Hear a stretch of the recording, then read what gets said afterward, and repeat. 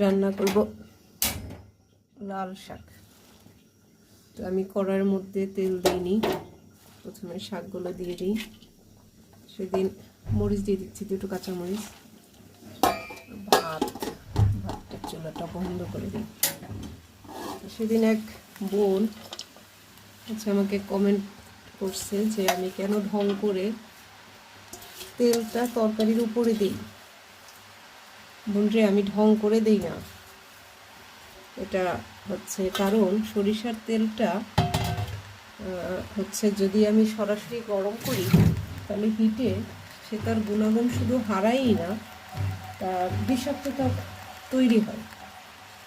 আর এই যে আমি উপর থেকে সরিষার তেলটা দিয়ে দিলাম, এটা এর গুণগত মানটা ঠিক থাকে, যার কারণে আমি তেলটা তরকারির উপরে দিই, নিচে না। আর লাল শাক তো অনেক পানি বের হয়ে যাবে, তাই আমি লবণটা দিলাম না, পরে দিব। এইভাবে আমি শাক রান্না করি। আর সবাইকেই অনুরোধ করব, অনেকেই সরিষার তেল এখন খাচ্ছেন এবং খাঁটি সরিষার তেল খাওয়ার চেষ্টা করছেন, তাদের সবাইকে অনুরোধ করব, সরিষার তেল যখন দিবেন কড়াইতে হিট দিয়ে তেলটা ধোয়া উড়িয়ে তেলটাকে পুড়িয়ে নষ্ট করে তারপর সে কোনো লাভ নেই, তাতে আপনার শরীরের জন্য সেই ক্ষতিই হলো। তার থেকে আসুন এভাবে রান্না করা শিখি।